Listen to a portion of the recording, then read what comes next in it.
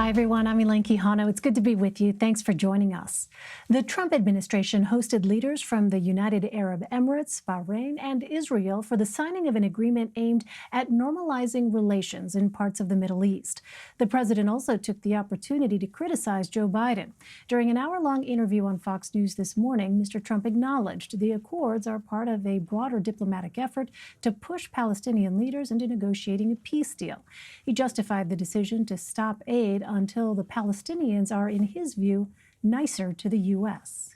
We're paying a lot of money to the Palestinians every year, and we were not being treated properly. They were not saying nice things for many years, and nobody's ever done this before, but I stopped payment because if they're not going to respect us or if they're not going to speak well of us, we're not going to be involved. We've been given very strong signals that they'd like to be a part of what's happening. So I think we'll see the Palestinians at some point. But before we see. Meanwhile, with historic wildfires burning, a hurricane bearing down on the Gulf Coast, and another chunk of the Arctic ice cap melting, climate change is emerging as a top issue in the presidential campaign. More than 3 million total acres have been burned by wildfires this season.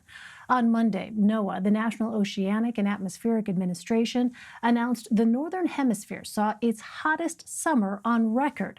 Because of the fires, Portland, Vancouver, and Seattle have the worst air quality in the world today. That smoke is headed east, where more storms are brewing.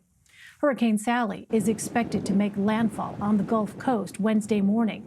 Strong wind, waves, and storm surges have already begun lashing the coasts of Louisiana and Mississippi. As of this afternoon, the National Hurricane Center was tracking at least 5 storms, including 2 hurricanes in the Atlantic. In addition, an enormous chunk of Greenland's ice cap has broken off in the northeastern Arctic. The section that broke off was measured at more than 42 square miles. That's roughly the size of Disney World. It comes as scientists say 2 major Antarctic glaciers have shown signs of structural weakening and are tearing loose from their icy restraints, increasing the threat of large-scale sea level rise. Both President Trump and Democratic nominee Joe Biden held climate-related events Monday. President Trump visited California for a briefing on the wildfires. He pushed back on the reality of climate change, blaming the fires on poor forest management. Many forests in California are federally managed. We want to work with you to really recognize the changing climate and what it means to our forests and actually work together with that science. That science is going to be key, because if we ignore that science and sort of put our head in the sand and think it's all about vegetation management, we're not going to succeed together protecting Californians. Okay, it'll start getting cooler. You just watch. I wish science agreed with you. Hey, well, I don't think science knows, actually. Do you agree there is a climate change issue here in California at all? Is there a climate change issue in California? You'll have to ask the governor that question. I don't want to step on his toes. Joe Biden used part of his speech in Delaware to attack the president's climate record. If you give a climate arsonist 4 more years in the White House, why would anyone be surprised if we have more America ablaze? If you give a climate denier 4 more years in the White House, why would anyone be surprised when more of America is underwater? And just today, raising further questions about the potential politicization of the Justice Department, the DOJ announced a criminal investigation into whether former White House National Security Advisor John Bolton illegally disclosed classified information in his memoir released earlier this year. We should note Bolton's book, The Room Where It Happened, was published by Simon & Schuster, the publishing arm of Viacom CBS. Caitlin Huey-Burns and Franco Ordoñez join me now. Caitlin is CBSN's political reporter, and Franco covers the White House for NPR. Welcome. It is good to see you both. Franco, let's start with climate change. This is not the first time President Trump has publicly expressed doubt about climate science. How has the Trump administration approached climate change from a policy perspective? Yeah, I mean, I think you kind of pointed it out. The president has really pushed back on science and knowing, as you played in that clip, he questioned the science behind there. We keep hearing that over and over again. He As he did there, he talks more and more about forest management and having to clean up the fires. A lot of his policy has been trying to kind of change the subject. He's really taken this on as a political measure, seeing this as an opportunity to kind of change, set himself apart from the Democrats. And I think you saw that very clearly in the exchanges yesterday with the president and some of the California officials who really tried to encourage the president to try to embrace science. And the president was just not having it. Well, Caitlin, how is the Biden campaign looking to make climate change an issue, and what policies are they proposing?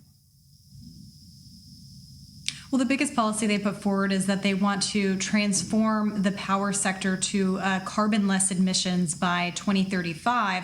And they've also taken steps to embrace some of the proposals coming out from progressives without going as far as the Green New Deal. That's something that the former vice president has not endorsed. But climate change, we know, and we've seen in the primaries, is really a top issue for Democratic base voters, especially for younger voters who are not only animated by this issue, but something that they say they have to care about, that these climate threats coming in the future, they argue that they are happening right now and will have to be dealt with in their lifetime. And what was really interesting this week is that we saw former Vice President Biden try to target this messaging that we've seen in the suburbs. So for the past few weeks, President Trump has been going after Biden with social unrest and violence that we've seen break out in some of these cities, warning about violence coming to the suburbs.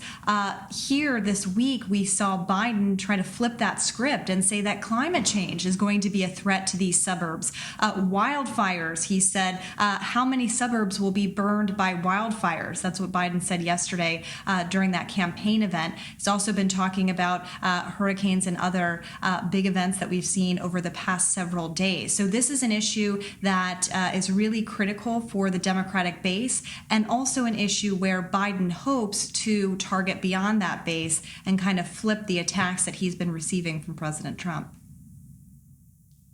Well, Franco, let's turn to what happened at the White House today. What can you tell us about this agreement that was signed? Well, it's a significant agreement. It normalizes diplomatic relations with some major countries in the Persian Gulf, including the United Emirates, Bahrain, and Israel. I should note that it is not the Middle East peace deal between Israel and the Palestinians. That is kind of, for lack of better words, the Holy Grail.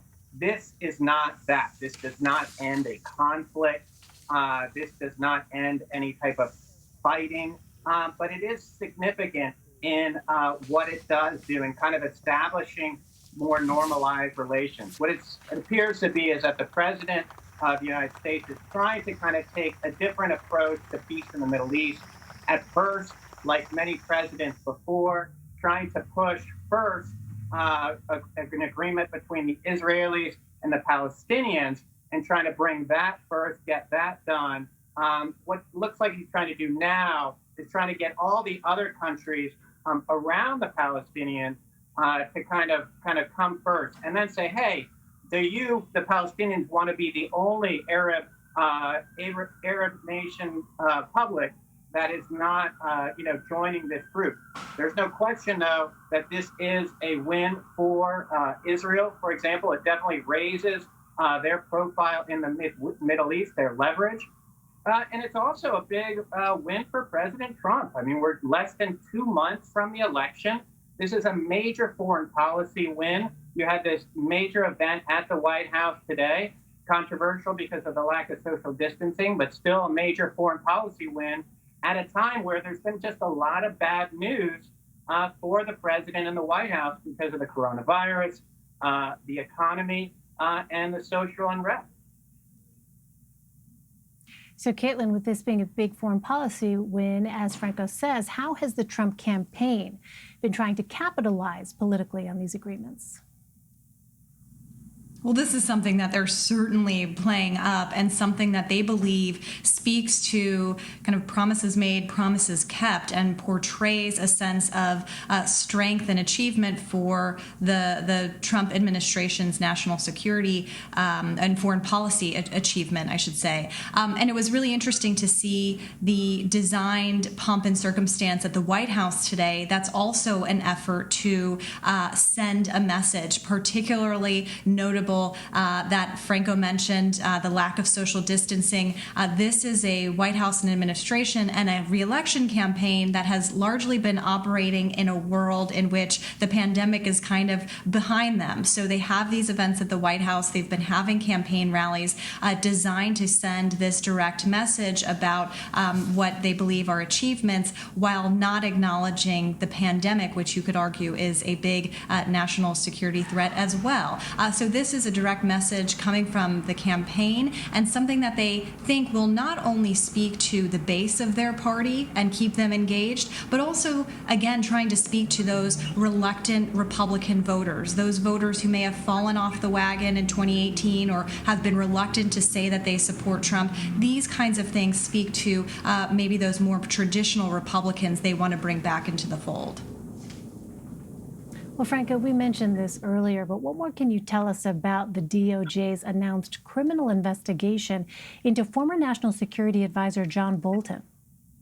Yeah, it's very interesting. Essentially, what is happening is that there's been a grand jury reportedly been convened to look into this and started to subpoena records to check whether the writing of the book, The Room Where It Happened, had any classified materials. Obviously, the president was very concerned when the book came out. It was an extremely scathing and negatively portraying the White House as a place of chaos, and portraying the president as not having control of the White House. The president at that time threatened to sue and argued that classified information was revealed. He tried to stop the publication, but the court at that time said no. But at the same time, the judge in that case did note that one of the reasons he did not stop the publication is because so much of the material had been out, and kind of opened the door criticizing John Bolton for not, maybe not going through all of the proper procedures, and did raise the specter that he could lose, for example, his advance in this. So the White House certainly is pushing this envelope to see what they can do now. I mean, certainly, as we know, President Trump takes these things very personally, and he's fighting back. And at this point, Bolton's lawyer, Charles Cooper, says they're not concerned and they're in the right. But this is possibly a battle that will continue. Yeah, I mean, does this investigation, Franco, raise concerns about the Justice Department being used for political purposes? I mean, I think that is a question that has been raised a lot. There's been a lot of talk about whether the Attorney General Barr is kind of serving that purpose. This is not the first time, obviously, that question has been raised. And you do, I think it's a legitimate question considering some of the moves that the Attorney General has made here. All right, we'll leave it at that. Caitlin Huey-Burns and Franco Ordoñez, great to see you both. Thank you so much. Thank you.